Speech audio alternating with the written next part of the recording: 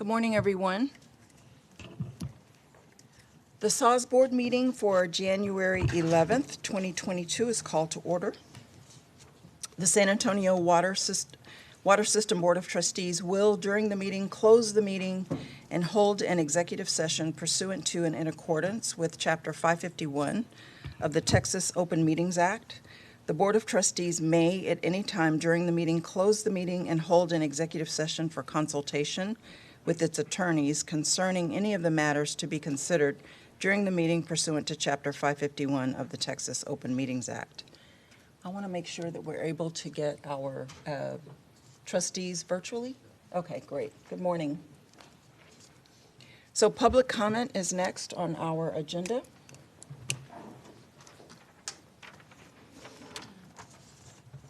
The first signed up to speak is Susan Bevan, and I'll remind all of our speakers we have 5 minutes, up to 5 minutes. Thank you. Good morning, trustees. Good morning. Susan Bevan, 19807 Scenic Loop Road, Helotes, Texas. As you will be voting on the November minutes, which was the first presentation of the PowerPoint for Helotes, for the Wahalate Tract, I wanted to address a few comments, although I spoke last month.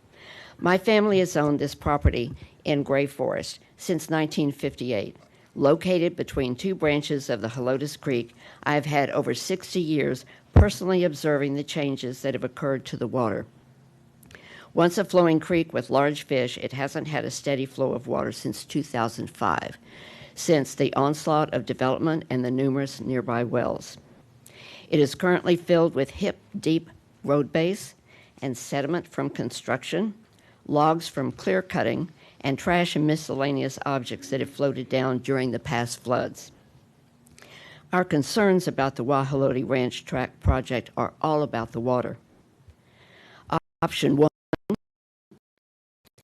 the lift stations, would put sewer lines entirely over a karst terrain, making any leak disastrous. Option 2, gravity feed down the permeable limestone beds of the Chimney and Helotes Creeks would certainly be an environmental risk, as leaks are rarely detected unless evident on the surface or noted by local owners of shallow wells, of which there are many. And this is your usual go-to solution, according to your conversation. Option 3, a wastewater treatment plant to the creeks, which are currently teetering on degradation. Understandably, from your conversation, knee-jerk reaction. Option 4, septic systems, still a problem even with a lower density of 2,000 homes. Currently, this area is designated country tier in the North Sector Plan. This means that lots should be residential and of 10 acres or more. There's a reason for that, protecting our resources. And I want to mention the 4, local conservation easements, the rain and its endangered species, neighbors with shallow wells drilled into 9 layers of the aquifer. Once the damage is done to our water, it cannot be undone. We ask that you, in the future, please reject 1 and 2 and not support options 3 or 4. Your job is to protect our water. Thank you very much. Thank you.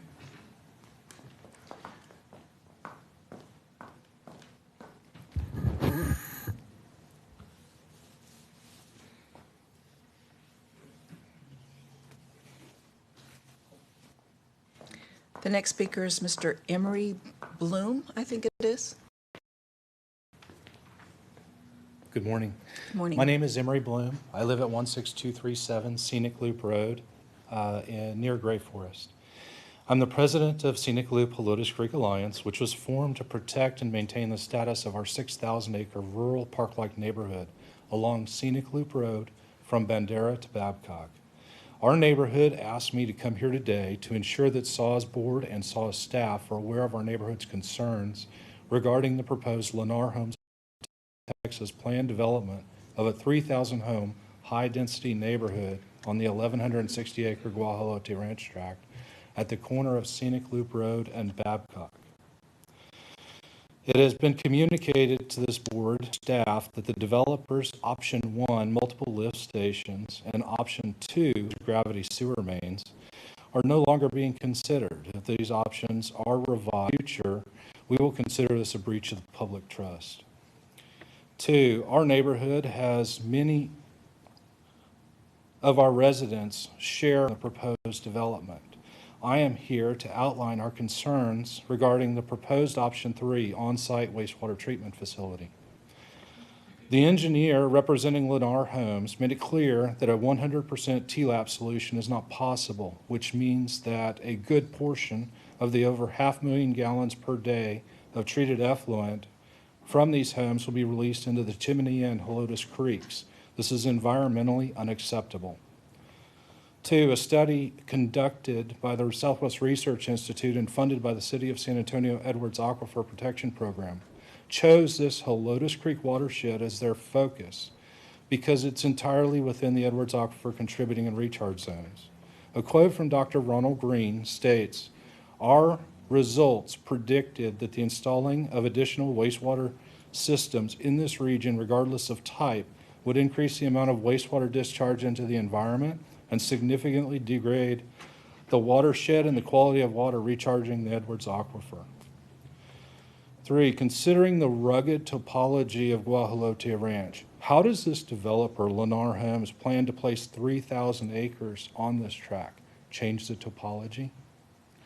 What effect will that have on our downstream creeks and dams? And 4, these 3,000 homes being planned are nowhere near any arterial roadway. They're being placed, this planned neighborhood would egress onto Scenic Loop Road near its intersection with Babcock, and is more than 5 miles from State Highway 16, IH-10, or Loop 1604. All connecting roadways are single lane both ways, Scenic Loop, Bernie Stage, and Babcock.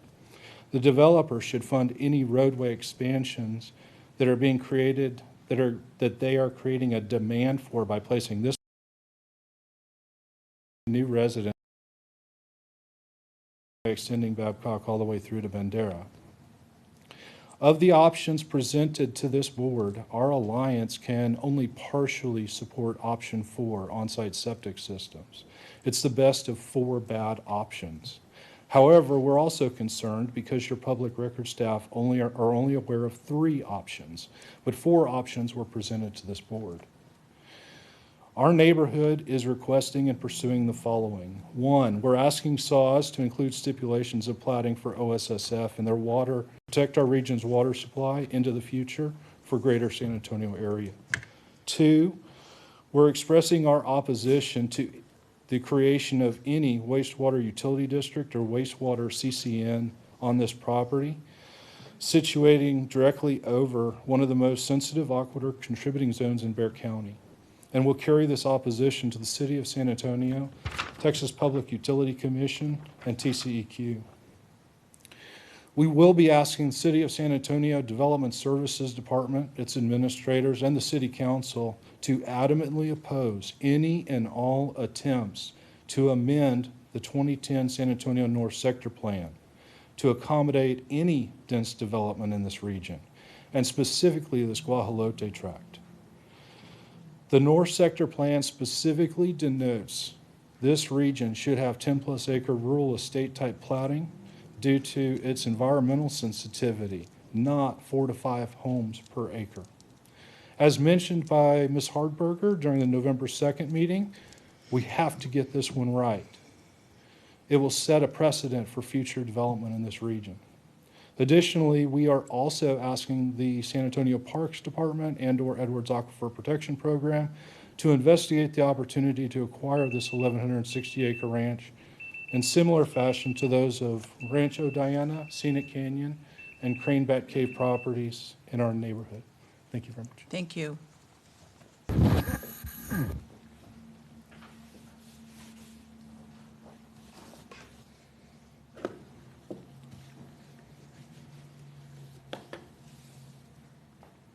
The next speaker is Citizen Moore at 603 River Road. I'm sorry, I can't read the first name. Thank you.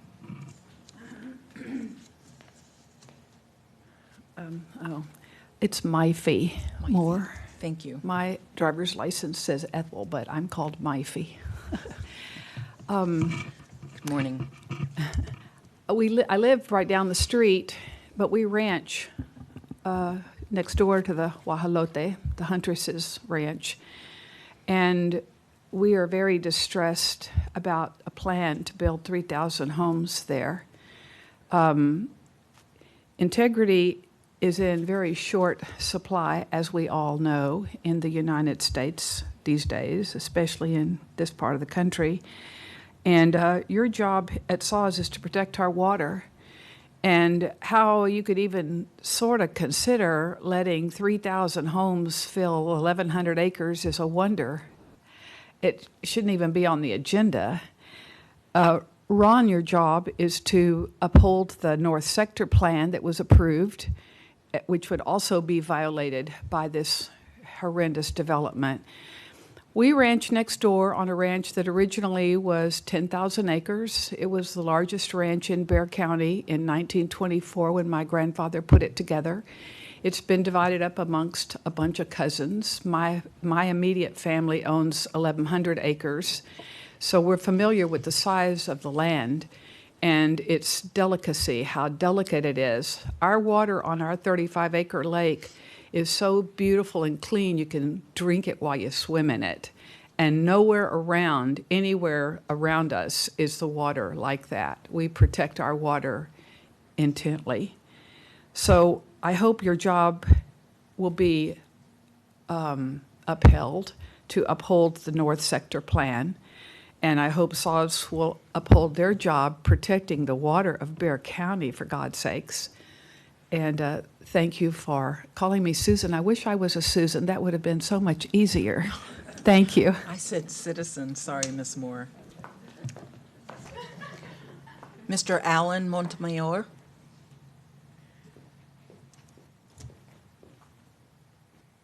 Good morning. I'm Alan Montemayor, chairman of the Alamo Group of the Sierra Club, lifetime San Antonio resident, and I care about this place because I've lived here all my life. I want to address many things today, so I'll go very rapidly. First, thank you for buying 6 Chevy Bolt electric vehicles. You're going to be voting on that today. I have my Chevy Bolt out in the parking lot. It's my wife's car. She loves it. I'm sure SAWS employees will love it too. I'd be very curious to know how you're going to charge them, whether that'll be here or at employees' homes or how you're going to do it. And I hope that you're cooperating with CPS Energy to charge at night so that we can make it good for the city and good for the citizens as well. Bravo, keep going. I would like to see everyone here driving an EV and every SAWS vehicle be an EV at some point. I know that we're not there yet. Regarding the Rate Advisory Committee, I ask you to look at that continually through the lens of social justice. The rates are really driving people to be unable to pay their utility bills, both from a water and an electric standpoint. Look at all your delinquent accounts if you need evidence of that. So please make it easier for the people at the low end of the spectrum to get by. I ask also that big users, big water users, pay more for their water. I know that's counter to the business interests here in San Antonio. However, it's what we need in order to help us conserve and move forward as a city. We truly need that. And I ask for fairness on the Rate Advisory Committee to listen to all the voices, not just the business community. I know it's heavily stacked towards the business community, but it's the citizens that pay the price for all the decisions that are made there. Regarding the CCNs and the USAs and growth, the Sierra Club is a member of and fully behind the Greater Edwards Aquifer Alliance and the policies that they have been asking the city to move forward with as far as sustainable growth. And we really would like to see all of the decisions that happen as far as growth, CCNs and USAs, to be viewed through the protecting the citizens of San Antonio lens first. Specifically regarding Wahalate Ranch, I'm a cave explorer. I understand the dynamics of that area up there. It is a very fragile ecosystem. I've walked to Lotus Creek. I've done work down in the creek. I know that it is at risk. And Wahalate Ranch, as it is envisioned by the developer, will severely pollute, and ultimately that will find its way into the waters that we all drink. So consider this very carefully. The only thing that the Sierra Club will support would be low-density development up in that area, and I hope that you will take that into consideration. The citizens of Gray Forest, who've spoken very eloquently today, thank you so much, would be the first impacted by that, not beginning with construction, just the traffic from construction, the traffic on the road, the immediate pollution from the runoff from that subdivision. It's horrendous when you really think about that high-density subdivision going in that area. So please look at that very carefully, stick with the growth plan that the city has signed up for, and move forward in a sustainable way towards the future. Thank you so much.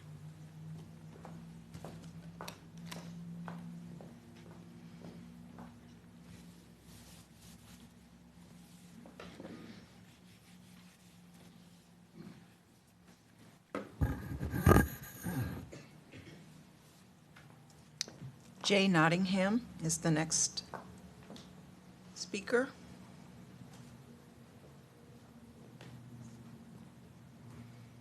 Good morning.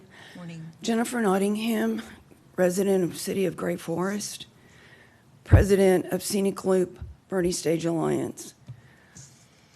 I'm going to make this short and sweet. You've been inundated with information regarding the Wahalate project. And my thought, just say no. Thank you.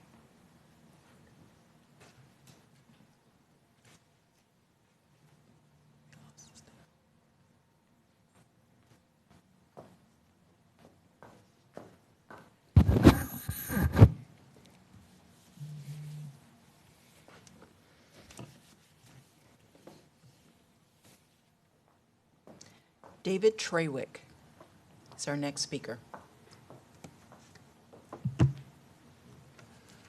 Good morning. I'm David Trawick. I live on Helotes Creek Road, speaking about the Wahalate development proposal. This is, as you have heard over and over again, an area of some sensitivity, feeds into the aquifer, and the drainage issues that would come with the high-density development would put that at risk. One of the things that needs to be considered is Lennar Homes' track record. They did a development in Bulverde, and Bulverde put some special restrictions and requirements on them in order to protect their area. Lennar Homes did not work within those paradigms that were set out. And now they've got some serious issues up there that are much more difficult to deal with after the fact than before. I hope you will consider that. The North Sector Plan, I think, is appropriate for that area. For low-density development. Development is inevitable, but low density in that area would be very important for protecting our water. And if we let in one high-density project, the door's open. And how do we stop the next one who comes and asks for the same kind of exception? So I urge you to stick with that North Sector development plan, and any development should have to fit within those parameters. Thank you. Thank you.